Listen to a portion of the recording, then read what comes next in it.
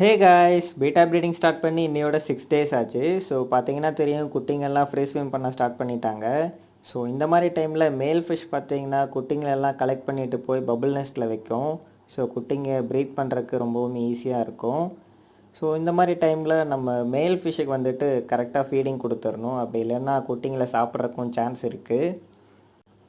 So குட்டிங்களை பொறுத்த வரைக்கும் ஒரு 2-3 டேஸ்க்கு எந்த ப்ராப்ளமும் இருக்காது. அதோட எக்கில் இருக்கிற ப்ரோட்டீனே அதுக்கு போதுமானது. ஸோ மோஸ்ட் ஆஃப் த குட்டிங்க எல்லாத்தையுமே மேல் வந்துட்டு கலெக்ட் பண்ணிட்டு போய் பபுள் நெஸ்ட்டு கீழே வச்சிருச்சு. ஸோ வீடியோவில் வந்து கிளியராக தெரியலை. க்ரோ ஆனதுக்கப்புறம் நெக்ஸ்ட் வீடியோவில் நான் அப்லோட் பண்ணுறேன். இவ்வளோ சின்னதாக இருக்கிற குட்டிங்களுக்கு ஃபஸ்ட்டு ஃபீடாக கொடுக்க நிறைய கல்ச்சர்ஸ் வந்துட்டு இருக்குது. ஸோ இன்ஃபோசூரியா, வினிகரியல், மொய்னா, ஆர்டிமியா இந்த மாதிரி நிறைய கல்ச்சர்ஸ் வந்துட்டு இருக்குது.